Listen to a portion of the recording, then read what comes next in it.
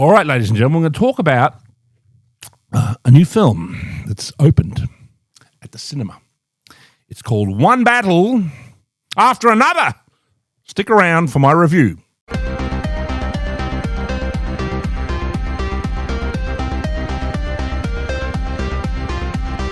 All right, ladies and gentlemen, we're going to talk about a little film called One Battle After Another, directed by Paul Thomas Anderson.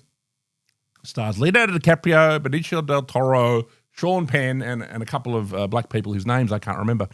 And, it's been, touted as the big Oscar-winning movie of the year. What is it? What is it exactly? Come on, you're out there and report from Tiger Mountain. You're saying, what is it, Rich? What's the film about? Okay, I'll tell you. Here it comes. You ready? It's basically Antifa the Movie, okay? Now, there might be people from Antifa who want to see themselves portrayed on screen. They might like that. They might like it. So this is the film for you. So, there's more to it than that, But the first 40 minutes is Antifa the Movie. It's basically a bunch of, left-wing, they're terrorists. Let's call the spade a spade, ladies and gentlemen. They're terrorists. They may be similar to a group like the Beta Meinhof, a group like that. And the first 40 minutes is about them. Leonardo DiCaprio is one of them. He is attracted to this. How would you describe her? I mean, she's the love interest. This black woman. I don't remember the actress's name, but she is a black woman, and she is essentially the love interest for Leonardo DiCaprio and Sean Penn, who are two reasonably handsome men. Leonardo DiCaprio is particularly handsome, and Sean Penn, he has a certain rugged charm, you could say. And they are both obsessed to the point of almost insanity with this black woman who you wouldn't, if you got absolutely shit-faced drunk, you wouldn't sleep with her. You know what I mean? But apparently, I don't know why. If they cast Halle Berry, it would have been believable because she's an attractive black woman. Halle Berry is beautiful, And you think, oh, well, she's a left-wing radical, but I don't know. I'd fall for Halle Berry, maybe. I don't know. But they have this absolutely horrid actress, and a character she's playing is a piece of shit. She's a left-wing radical, and when she's caught by the army after killing people and committing all these various terrorist attacks, she becomes a rat, and she turns everybody in, and she gets set up in a safe house, and then she fucks off, and leaves everybody, including Leonardo DiCaprio and a daughter that had been born during the revolutionary activities. And then the film cuts to 15 years later, and then, Leonardo DiCaprio's character is a dope-smoking kind of loser who hides away from the world and always thinks someone's out to get him. He has paranoid, conspiratorial fantasies about everything.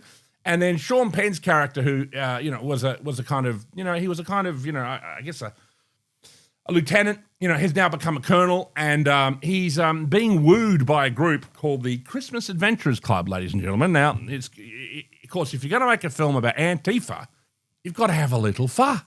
Because anti is anti-fascism, so you've got to have somebody in the film that represents fascism, and that character is Sean Penn's character. His name Colonel Lockjaw, ladies and gentlemen, which is, of course, very subtle, alliteration that there's something kind of about the right wing. I don't know, Lockjaw, there you go, that's where he came up with that. So then there's a group called the Christmas Adventurers Club, ladies and gentlemen. They're the heroes of the film.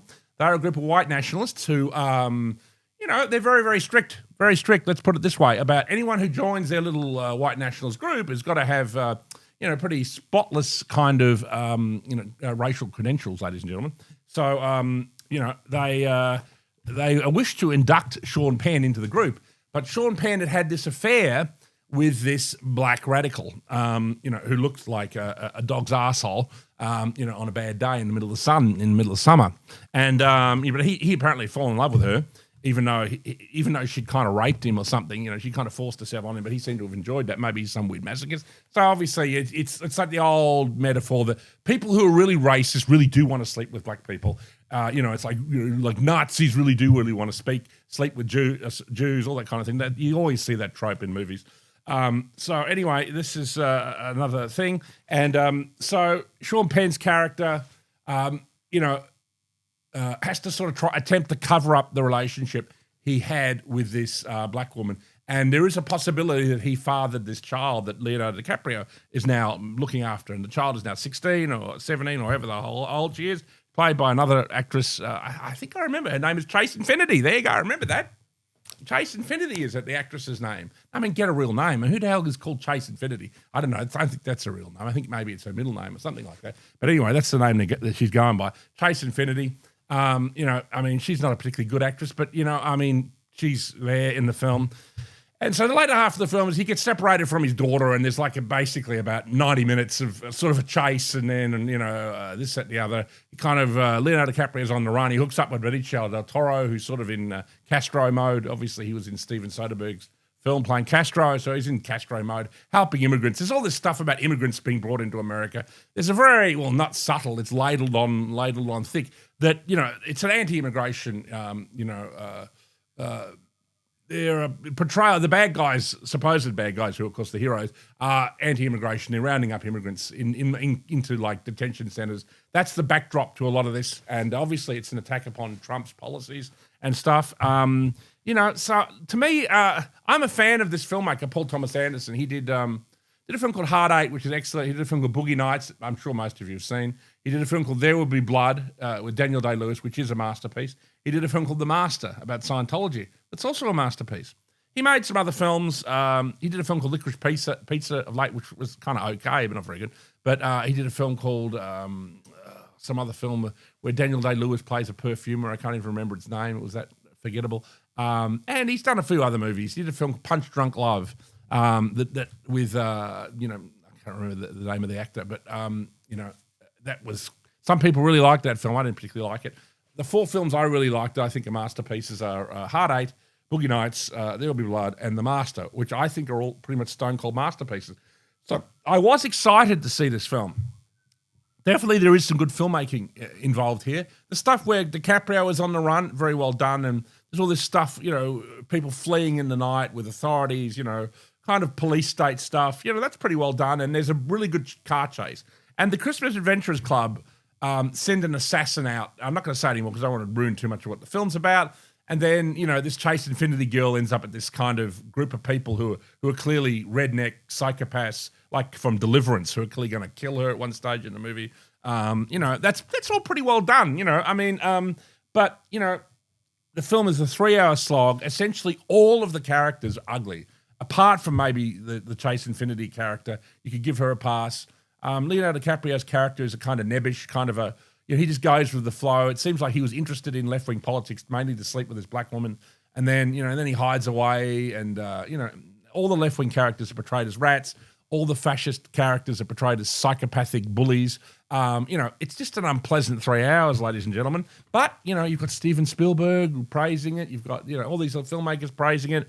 And, you know, I personally think it's a misfire. I think it's a mess. It's 2 movies in one, and I didn't particularly like it. So, I mean, look, it's probably worth seeing if you're interested in this kind of politics.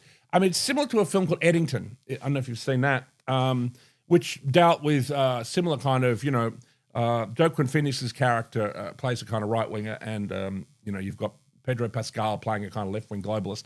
And maybe I'll do a report on that for a future report from Tiger Mountain. Apparently they're not popular. They don't rate that well here at the Unshackled, but guess what, ladies and gentlemen? I don't give a fuck. I just want to talk about these things. If you don't like it, well, there you go. That's what we talk about sometimes. We do little movie reviews because obviously I'm a filmmaker and I run the Melbourne Underground Film Festival. I'm Dick from Muff, so you'll get the odd film review here on my channel, whether you like it or not. Thank you. Bye.